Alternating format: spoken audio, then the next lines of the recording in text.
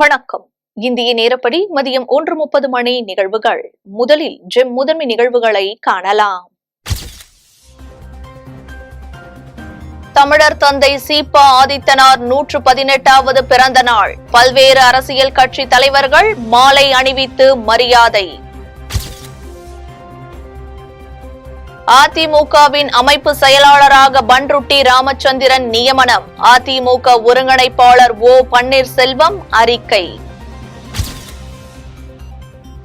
பாகிஸ்தான் வெள்ளப்பெருக்கு பாதிப்பு நிவாரணமாக ரூபாய் 459.56 கோடி ஒதுக்கியது அமெரிக்கா. இந்தியாவில் 3230 பேருக்கு கொரோனா தொற்று உறுதி. மத்திய சுகாதாரத்துறை அமைச்சகம் தகவல்.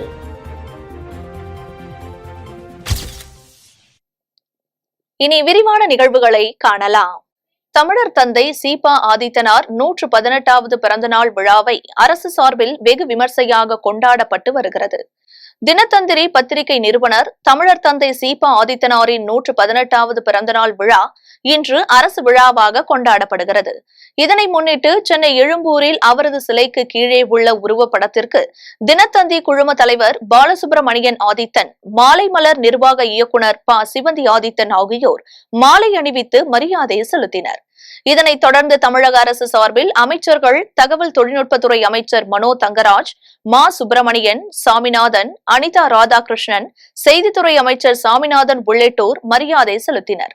மேலும் நாடார் மகாஜன சங்க இணை செயலாளர் மாரிமுத்து, துணைத் தலைவர் சந்திரமோகன், முருகேசன், அயன்புரம் நாடார் உறவின்முறை சங்கம் தலைவர் பிரபாகரன் சவுந்தரபாண்டியனார், மேல்நிலைப்பள்ளி தலைவர் பாண்டியராஜன், காமராஜ் மெட்ரிக் பள்ளி தாளாளர் பாஸ்கர், ஒருங்கிணைப்பாளர் அருண்குமார், தமிழ்நாடு நாடார் சங்கம் சார்பில் அதன் தலைவர் முத்துரமேஷ் நாடார், மாநில துணை காப்பாளர் தாமோதரன் உள்ளிட்ட நிர்வாகிகள் கலந்து கொண்டு மாலை அணிவித்து மரியாதை செலுத்தினர். இவர்களைத் தொடர்ந்து அதிமுக சட்டமன்ற உறுப்பினர் ஓ பன்னீர்செல்வம், காங்கிரஸ் கட்சியின் மூத்த தலைவர் தங்கபாலு, முன்னாள் அமைச்சர் ஜெயக்குமார், விசிக தலைவர் தொல் திருமாவளவன், நாம் தமிழர் கட்சி ஒருங்கிணைப்பாளர் சீமான், தமிழ் மாநில கட்சி ஜி.கே. வாசன், கரு நாகராஜன் என பலர் மரியாதை செலுத்தினர். பின்னர் இந்திய நாடார் பேரமைப்பு தலைவர் ராகம் சவுந்தரபாண்டியன், பொதுச் செயலாளர் மலர்மன்னன் உள்ளிட்ட பல்வேறு அரசியல் கட்சி தலைவர்கள் மற்றும் அமைப்புகளைச் சேர்ந்தவர்களும் சீபா ஆதித்தனாருக்கு மரியாதை செலுத்தினர். 119வது பிறந்தநாள் தினத்தை முன்னிட்டு தமிழ்நாடு நாடார் சங்கம் மற்றும் நாடார் அமைப்புகள் சார்பாக மாலை அணிவித்து மரியாதை செலுத்தியிருக்கின்றோம். தமிழக அரசுக்கு எங்களுடைய கோரிக்கையாக ஐயா ஆதித்தனார் அவர்கள் இதழாளர்களால் பயன்பெறும் வகையில் இதழாளர் கையேடு எழுதியிருக்கிறார்கள். அதே போல தமிழர்கள் எழுச்சி பெற வேண்டும் என்பதற்காக தமிழ பேரரசு என்ற அருமையான புத்தகத்தை எழுதியிருக்கிறார்கள். இந்த 2 புத்தகங்களையும் தமிழக அரசுடைமையாக்கி தமிழகத்திலே நூற்றுக்கணக்கான இதழாளர்கள் சிறப்பாக உருவாவதற்கு வழிவகை செய்ய வேண்டும் என்று தமிழ்நாடு நாடார் சங்கம் சார்பாக மாண்புமிகு தமிழக முதல்வர் மு.க. ஸ்டாலின் அவர்களை கேட்டுக்கொள்கின்றோம். அதே போல தூத்துக்குடி விமான நிலையத்திற்கு ஐயா சீபா ஆதித்தனார் அவருடைய பெயரை சூட்ட வேண்டும் என்றும் கேட்டுக்கொள்கின்றோம். பத்திரிகை உலகின் ஈடு இடையற்ற புரட்சியாளர் தமிழர் தந்தை ஐயா ஆதித்தனார் அவர்களுடைய பிறந்த நாளில் அவருக்கு மலர்கள் தூவுவதில், அவருடைய சிலைக்கு மாலை போடுவதில் நான் அளவற்ற மகிழ்ச்சி அடைகிறேன். ஆண்டுதோறும் இங்கு வந்து அவருடைய சிலைக்கு மாலை போடுவதன் மூலம் அவர் என்னை அவ்வளவு அன்பாக நடத்தினார். என்னுடைய திருமணத்தை அவர்தான் நடத்தி வைத்தார். என் வீட்டுக்கு 2 முறை வந்திருக்கிறார். அவர்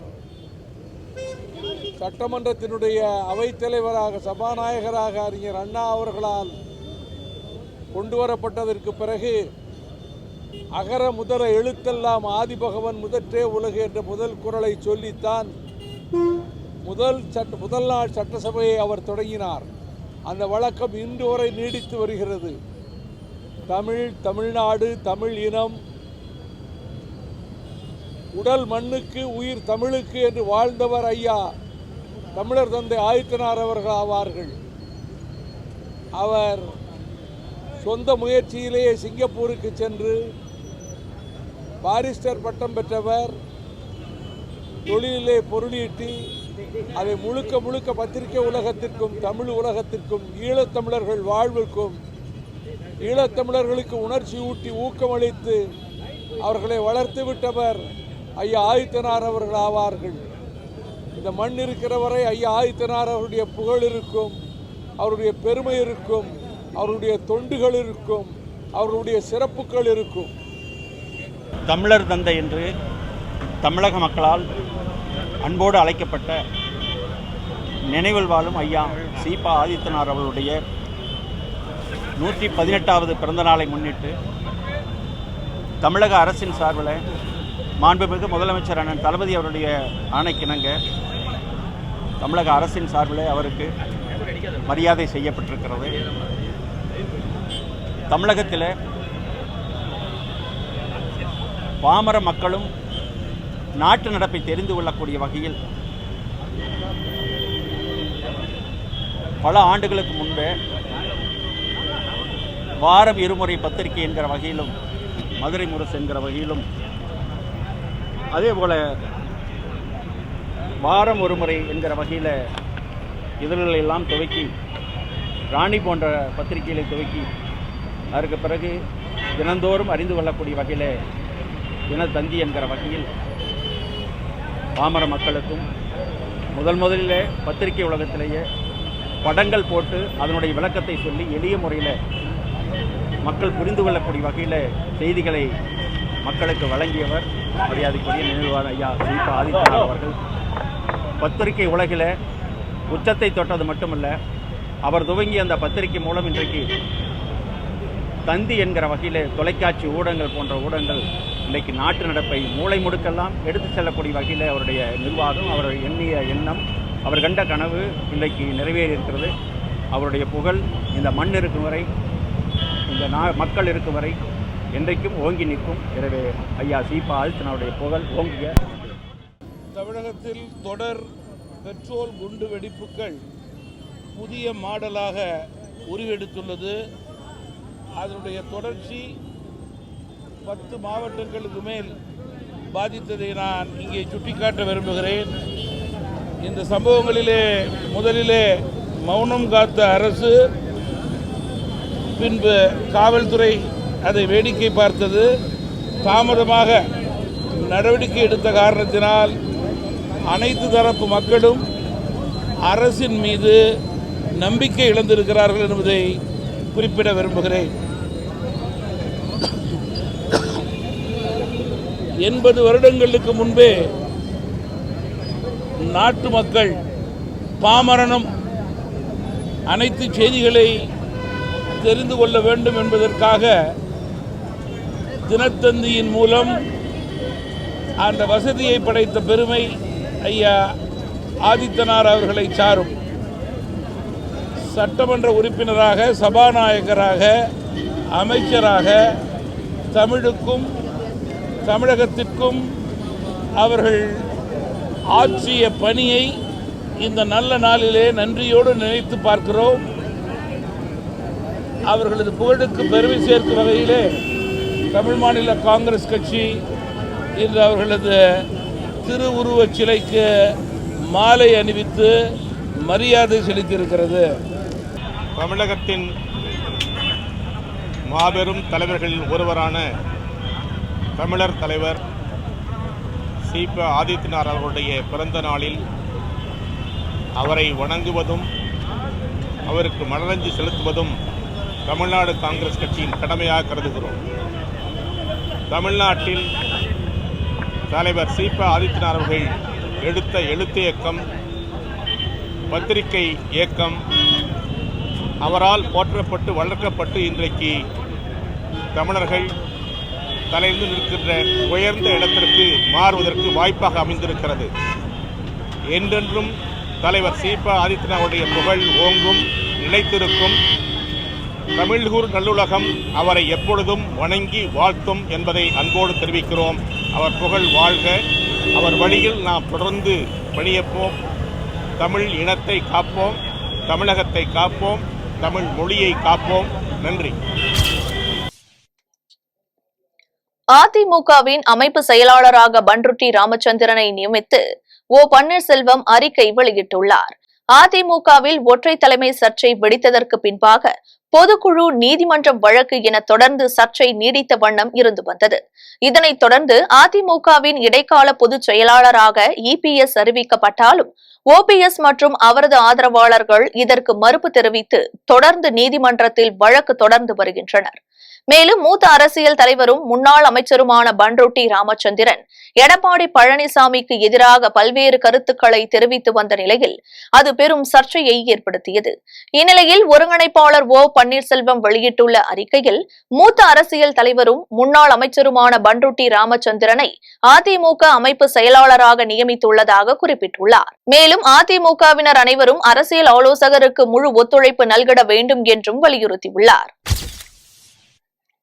பாகிஸ்தானின் வெள்ள நிவாரணம் மற்றும் மனிதநேய அடிப்படையிலான உதவிக்கு ரூபாய் 459.56 கோடியை அமெரிக்கா வழங்கியுள்ளது. பாகிஸ்தானில் பருவகால மழை பாதிப்புகளால் அந்நாடு முழுவதும் வெள்ளப்பெருக்கு ஏற்பட்டுள்ளது. இதனால் சாலைகளும் பாலங்களும் முறையே துண்டிக்கப்பட்டும் நீரில் அடித்து செல்லப்பட்டும் உள்ளன. இந்நிலையில் பாகிஸ்தானில் வெள்ள பாதிப்புக்கு 1500 பேர் வரை உயிரிழந்துள்ளனர். அவர்களில் 500க்கும் மேற்பட்டோர் குழந்தைகளாவர். இந்த நெருக்கடியான சூழலில் உலக நாடுகளின் உதவியை பாகிஸ்தான் எதிர்பார்த்துள்ளது. இந்த சூழலில் பாகிஸ்தானின் வெள்ள நிவாரண மற்றும் மனிதநேய அடிப்படையிலான இந்த ஆண்டிற்கான நிதி உதவியாக ரூபாய் 459.56 கோடி ரூபாயை அமெரிக்கா வழங்கியுள்ளது. இந்தியாவில் கொரோனாவால் பாதிக்கப்பட்டவர்களின் மொத்த எண்ணிக்கை 4,45,75,473 அதிகரித்துள்ளது. இந்தியாவில் தினசரி கொரோனா பாதிப்பு தொடர்பான விவரத்தை மத்திய சுகாதாரத்துறை அமைச்சகம் இன்று காலை வெளியிட்டது. அதன்படி இந்தியாவில் கடந்த 24 மணி நேரத்தில் 3,230 பேருக்கு கொரோனா தொற்று உறுதி செய்யப்பட்டுள்ளது. இதனால் நாட்டில் இதுவரை கொரோனாவால் பாதிக்கப்பட்டவர்களின் மொத்த எண்ணிக்கை 4,45,75,473 அதிகரித்துள்ளது. எனவே கொரோனா பாதிப்பில் இருந்து இதுவரை 4,40,04,553 பேர் குணமடைந்துள்ளனர். மேலும் நாடு முழுவதும் வைரஸ் பாதிக்கப்பட்டவர்களில் 37,213 பேர் சிகிச்சை பெற்று வருகின்றனர் என மத்திய சுகாதாரத்துறை அமைப்பு தகவல் தெரிவித்துள்ளது என மத்திய சுகாதாரத்துறை அமைச்சகம் தெரிவித்துள்ளது. நாமக்கல் எம்பியும் திமுக கிழக்கு மாவட்ட செயலாளருமான ராஜேஷ்குமார் தனது கட்சிக்காரர்களை மணல் கடத்துவதற்கு தான் மட்டும்தான் அனுமதி தருகிறேன் என்று பேசிய வீடியோ சமூக வலைதளங்களில் பரவி வருகிறது. நாமக்கல் மாவட்ட எம்பியும் திமுக கிழக்கு மாவட்ட செயலாளருமான ராஜேஷ்குமார் திமுக நிர்வாகிகளுடன் ஆலோசனை கூட்டம் நடைபெற்றது. அப்போது கூட்டத்தில் பேசிய ராஜேஷ்குமார் தான் மட்டும்தான் கட்சிக்காரர்களுக்கு மணல் கடத்துவதற்கு அனுமதி தருகிறேன், வேறு மாவட்ட செயலாளர்கள் யாரும் அனுமதி வழங்குவதில்லை என்று கூறினார். இது காரணம் என்ன? நான் யாரையுமே இது பண்ண இப்ப எல்லாத்தையும் நான் எம்எல்ஏ கே.பி. ராமசாமி நீ மண் அல்லாத நிறுத்திட்டேன், எல்லாத்தையும் நிறுத்திட்டேன். எந்த மாவட்டத்திலையும் எந்த மாவட்ட செயலாளரும் இப்படி கட்சிக்காரங்களை கூப்பிட்டு நீங்க அல்லுங்கன்னு சொன்னதே கிடையாது. நான் ஒருத்தம் தான் சொன்னேன். மீது எல்லாம் அந்த கம்பெனிக்காரன்கிட்ட கொடுத்து பணம் வாங்கிட்டு போயிட்டாங்க. நான் ஒருத்தம் தான் கட்சிக்காரங்க சேர்ந்து எல்லாம் செய்யுங்கன்னு சொல்லி கட்சிக்காரன் கையில கொடுத்தேன். மேலும் மணல் கடத்துவது குறித்து கட்சிக்காரர்களுக்கு ஆலோசனையும் வழங்கியுள்ளார். இந்த வீடியோ காட்சி சமூக வலைதளத்தில் வெளியாகி பொதுமக்கள் மத்தியில் கொந்தளிப்பை ஏற்படுத்தியுள்ளது. RSS ஊர்வலத்திற்கு அனுமதி வழங்கிய உத்தரவை ரத்து செய்ய கோரி உயர்நீதிமன்றத்தில் விசிக சார்பில் மனு தாக்கல் செய்யப்பட்ட நிலையில் அவசர வழக்காக விசாரிக்க நீதிமன்றம் மறுத்துவிட்டது. RSS ஊர்வலத்திற்கு அனுமதி கோரி உயர்நீதிமன்றத்தில் தமிழக பாஜக சார்பில் மனு தாக்கல் செய்யப்பட்டு ஊர்வலத்திற்கு அனுமதி பெறப்பட்டது. இந்நிலையில் RSS ஊர்வலத்திற்கு அனுமதி வழங்கிய உத்தரவை ரத்து செய்ய கோரி விசிக சார்பில் உயர்நீதிமன்றத்தில் மனு தாக்கல் செய்யப்பட்டது. நீதிபதி இளந்திரையன் முன்பு அவசர வழக்காக விசாரிக்க முறையீடு செய்யப்பட்டது. அப்போது நீங்கள் மனுதாரராகவோ அல்லது எதிர் மனுதாரராகவோ இல்லாத போது உங்கள் மனுவை எப்படி விசாரிக்க முடியும் என நீதிபதி கேள்வி எழுப்பினார். மேலும் மனு எண்ணிடப்படும் நடைமுறைகள் முடிந்த பின்னர் விசாரிக்கப்படும் என தெரிவித்த நீதிபதி அனுமதி வழங்கிய உத்தரவுக்கு எதிராக வேண்டுமானால் மேல்முறையீடு செய்யுங்கள் என்று தெரிவித்தார். ஆன்லைன் ரம்மி மூலம் பல லட்சத்திற்கு மேல் இழந்த நபர் ஒருவர் கடனை கட்ட முடியாமல் குடும்பத்துடன் தற்கொலை முயற்சியில் ஈடுபட்டது பரபரப்பை ஏற்படுத்தியது.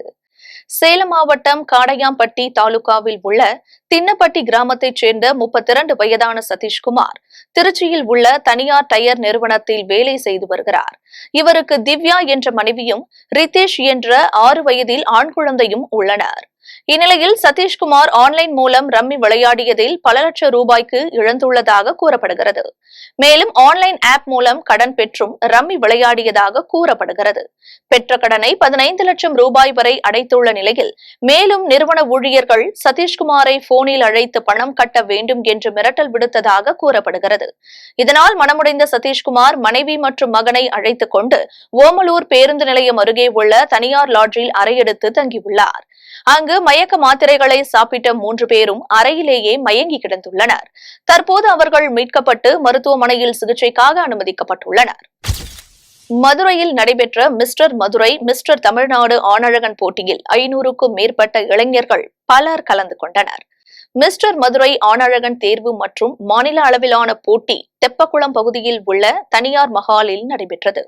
இப்போட்டியில் மதுரை உட்பட தமிழகத்தின் பல்வேறு பகுதிகளில் இருந்து தகுதியான 500க்கும் மேற்பட்ட இளைஞர்கள் பலர் ஆர்வமுடன் கலந்து கொண்டு தங்களது திறமைகளை வெளிப்படுத்தினர்.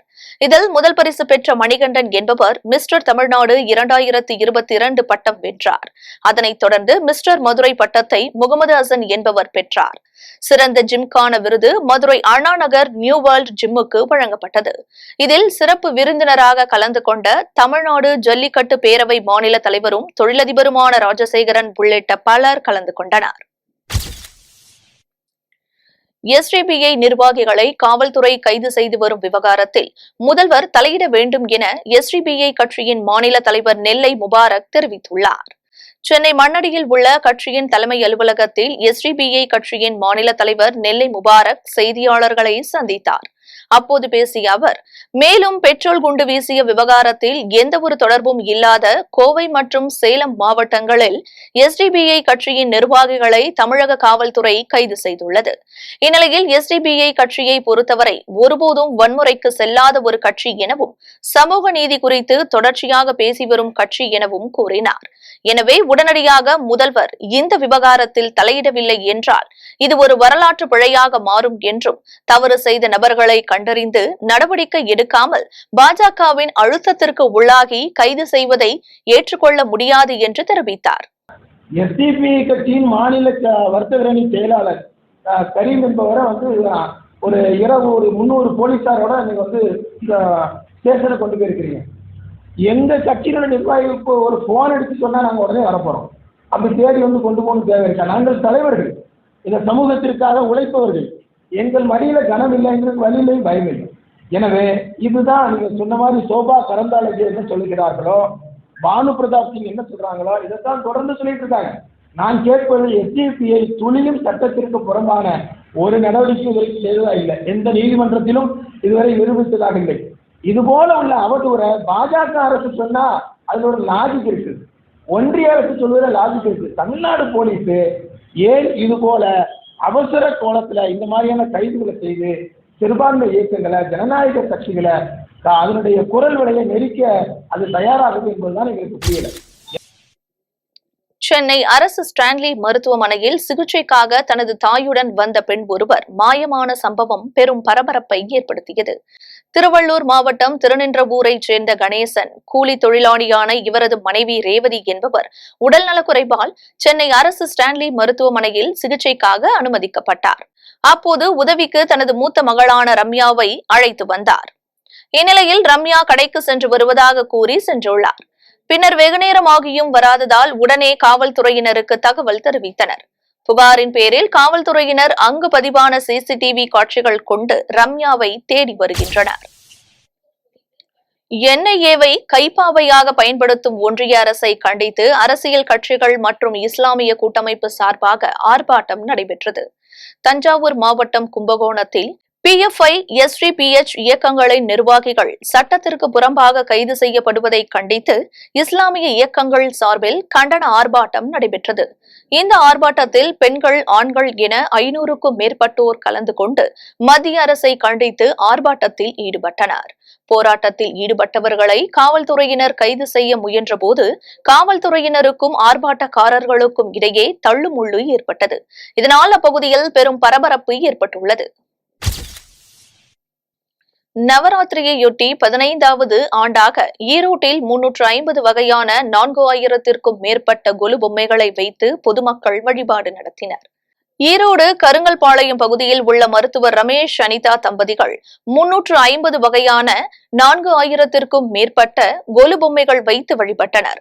இதனை சுற்றுவட்டார பகுதிகளில் இருந்து பல்வேறு விதமான பொதுமக்கள் கண்டுகளித்து மகிழ்ச்சியுடன் வழிபட்டு சென்றனர்.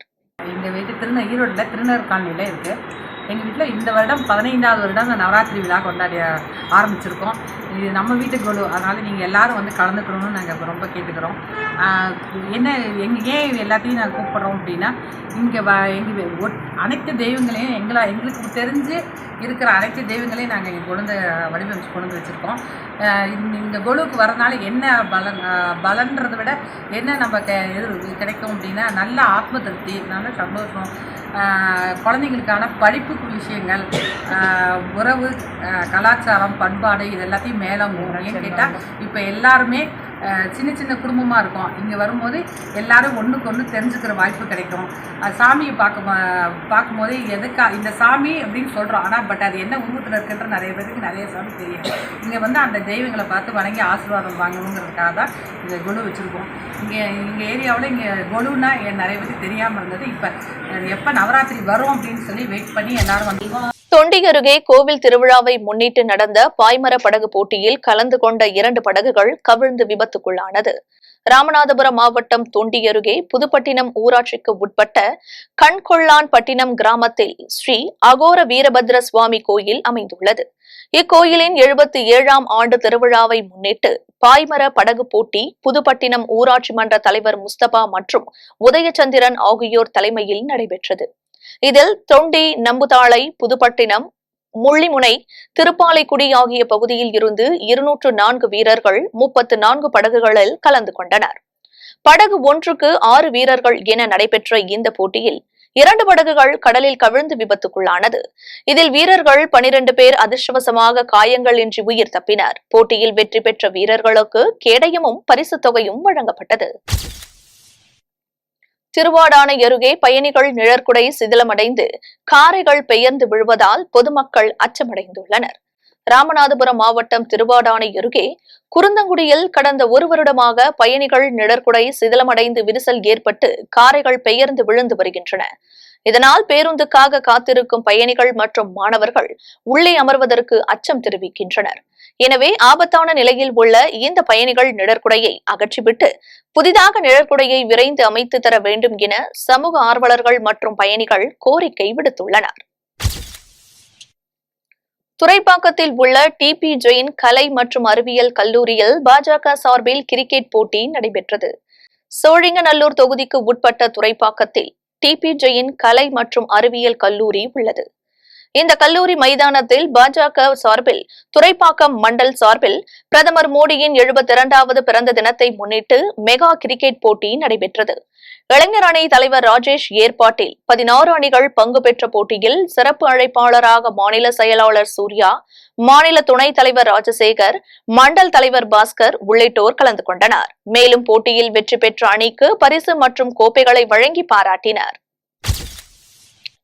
உலக சுற்றுலா தின விழாவை முன்னிட்டு மாவட்ட அளவில் கல்லூரிகளுக்கிடையேயான பீச் வாலிபால் மற்றும் கபடி போட்டிகள் காரைக்காலில் நடைபெற்றன.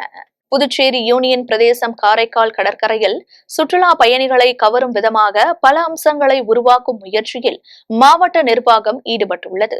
அதன் ஒரு பகுதியாக உலக சுற்றுலா தின விழாவை முன்னிட்டு காரைக்கால் கடற்கரையில் புதியதாக அமைக்கப்பட்டுள்ள பீச் வாலிபால் மைதானத்தில் அரசு மற்றும் தனியார் கல்லூரிகளை சார்ந்த மாணவ மாணவிகளுக்கு வாலிபால் மற்றும் கபடி போட்டிகள் நடைபெற்றன.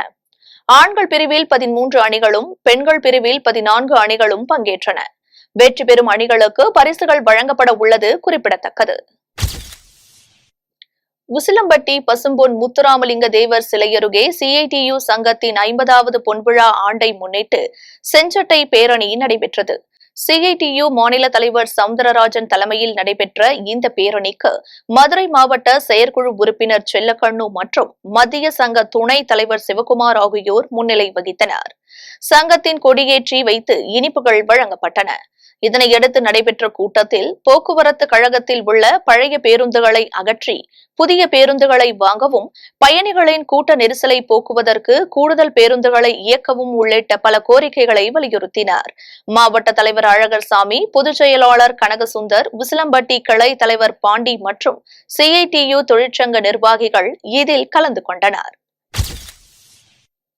காரைக்காலில் அமைந்துள்ள ஸ்ரீ காரைக்கால் அம்மையார் ஆலயத்தில் நடைபெற்ற நவராத்திரி குலு தர்பாரில் ஏராளமான பக்தர்கள் கலந்து கொண்டு சுவாமி தரிசனம் செய்தனர். புதுச்சேரி யூனியன் பிரதேசம் காரைக்காலில் பிரசித்தி பெற்ற ஸ்ரீ காரைக்கால் அம்மையார் ஆலய மணிமண்டபத்தில் நவராத்திரியை முன்னிட்டு சிவனடியார் திருக்கூட்ட அறக்கட்டளை சார்பில் நவராத்திரி குலு தர்பார் நிகழ்ச்சி துவங்கியது. கோலு தர்பாரில் ரிஷப வாகனத்தில் சிவன், பார்வதி அமர்ந்த திருமுறைநாதர் அலங்காரம் உள்ளிட்ட பல தெய்வங்களை காட்சிகளாக அமைத்திருந்தது அனைவரையும் கவர்ந்தது. நவராத்திரி கோலு தர்பார் கண்காட்சியை திருக்கண்ணங்குடி ஸ்ரீ பாலாமணி சிவாச்சாரியார் துவக்கி வைத்து அருளாசி வழங்கினார். விழாவில் ஆலய அறங்காவலர், குழு நிர்வாகிகள் உள்ளிட்ட பலர் கலந்து கொண்டு சுவாமி தரிசனம் செய்தனர். நவராத்திரி விழாவை முன்னிட்டு கோலு தர்பாரில் பல்வேறு கடவுள் பொம்மைகளும் அழகாக அலங்கரித்து வைக்கப்பட்டிருந்தது குறிப்பிடத்தக்கது. சென்னை அருகே கரையஞ்சாவடி பகுதியில் அமைந்துள்ள அருள்மிகு ஓம் ஸ்ரீ ஆதி அங்காள பரமேஸ்வரி ஆலயத்தில் ஊஞ்சல் சேவை நிகழ்ச்சி விமர்சையாக நடைபெற்றது. சென்னையை அடுத்த கரையஞ்சாவடியில் அமைந்துள்ள அருள்மிகு ஓம் ஸ்ரீ ஆதி அங்காள பரமேஸ்வரி அம்மன் ஆலயத்தில் 1ஆம் ஆண்டு ஊஞ்சல் சேவை நடைபெற்றது. இதனையடுத்து ஆலயத்தில் சிறப்பு பூஜை மற்றும் அலங்காரம் நடத்தப்பட்ட நிலையில் ஏராளமான பக்தர்கள் கலந்து கொண்டு சுவாமி தரிசனம் செய்தனர். இந்நிலையில் ஆலயத்தில் மாதந்தோறும் அமாவாசை நாளன்று தொடர்ந்து ஊஞ்சல் சேவை நடைபெறும் என ஆலய மருளாளர் ராஜராஜேஸ்வரி தெரிவித்துள்ளார். மேலும் இந்நிகழ்ச்சியில் ஆலய நிர்வாகிகள் உள்ளிட்ட பக்தர்கள் மற்றும் கிராம பொதுமக்கள் பலர் கலந்து கொண்டு சிறப்பித்தனர். தமிழகத்தில் 17 மாவட்டங்களில் இன்று கனமழை பெய்யக்கூடும் என சென்னை வானிலை ஆய்வு மையம் தெரிவித்துள்ளது. இதுகுறித்து வானிலை மையம் வெளியிட்டுள்ள அறிக்கையில், தமிழக பகுதிகளின் மேல் நிலவும் வளிமண்டல கீழடுக்கு சுழற்சி காரணமாக 17 மாவட்டங்களில் இன்று கனமழை பெய்யும் என தெரிவித்துள்ளது. இன்று தஞ்சை, திருவாரூர், நாகை, மயிலாடுதுறை, கடலூர், விழுப்புரம், திருவண்ணாமலை, திருப்பத்தூர், வேலூர், ராணிப்பேட்டை, கள்ளக்குறிச்சி, செங்கல்பட்டு, காஞ்சிபுரம், பெரம்பலூர், அரியலூர், புதுக்கோட்டை ஆகிய மாவட்டங்களில் கனமழை பெய்யும் என தெரிவித்துள்ளார். மேலும் தஞ்சை, திருவாரூர், நாகை, மயிலாடுதுறை, கடலூர், கள்ளக்குறிச்சி, திருவண்ணாமலை, விழுப்புரம், செங்கல்பட்டு, காஞ்சிபுரம், திருவள்ளூர் மற்றும் புதுச்சேரியில் நாளையும் மழை பெய்யும் என வானிலை ஆய்வு மையம் தெரிவித்துள்ளது. மேலும் சென்னையில் அடுத்த 24 மணி நேரத்தில் வானம் ஓரளவு மேகமூட்டத்துடன் காணப்படும் என்றும் நகரின் ஒரு சில இடங்களில் மழை பெய்யும் என்றும் தெரிவிக்கப்பட்டுள்ளது. சென்னையில் இன்று ஆபரண தங்கத்தின் விலை சவரனுக்கு 328 ரூபாய் குறைந்து 36,880 ரூபாய்க்கு விற்பனை செய்யப்படுகிறது. சென்னையில் 1 கிராம் ஆபரண தங்கம் 41 ரூபாய் குறைந்து 4,610 ரூபாய்க்கு விற்பனை செய்யப்படுகிறது. சவரனுக்கு 328 ரூபாய் குறைந்து 36,880 ரூபாய்க்கு விற்பனை செய்யப்படுகிறது. மேலும் 24 கேரட் தூய தங்கம் கிராம் 5,029 ரூபாய்க்கும் சவரனுக்கு 40,232 ரூபாய்க்கும் விற்பனை செய்யப்படுகிறது. இதேபோல் வெள்ளியின் விலை மாற்றமின்றி 1 கிராம் வெள்ளி 61 ரூபாய் 70 காசுகளுக்கும் 1 கிலோ வெள்ளி 60,700 ரூபாய்க்கும் விற்பனை செய்யப்படுகிறது. இந்திய தேசிய பங்குச்சந்தை இன்று சரிவுடன் தொடங்கியது. மும்பை பங்குச்சந்தை குறியீட்டு எண் சென்செக்ஸ் 83 புள்ளிகள் சரிந்து 57,050 புள்ளிகளில் வர்த்தகமாகிறது. தேசிய பங்குச்சந்தை குறியீட்டு எண் நிப்டி 46 புள்ளிகள் குறைந்து 16,970 புள்ளிகளில் வர்த்தகமாகி வருகிறது. மீண்டும் ஜெம் முதன்மை நிகழ்வுகள். தமிழர் தந்தை சீபா ஆதித்தனார் 118வது பிறந்த நாள். பல்வேறு அரசியல் கட்சி தலைவர்கள் மாலை அணிவித்து மரியாதை. அதிமுகவின் அமைப்பு செயலாளராக பன்ருட்டி ராமச்சந்திரன் நியமனம். அதிமுக ஒருங்கிணைப்பாளர் ஓ பன்னீர்செல்வம் அறிக்கை. பாகிஸ்தான் வெள்ளப்பெருக்கு பாதிப்பு நிவாரணமாக ரூபாய் 459.56 கோடி ஒதுக்கியது அமெரிக்கா. இந்தியாவில் 3230 பேருக்கு கொரோனா தொற்று உறுதி. மத்திய சுகாதாரத்துறை அமைச்சகம் தகவல்.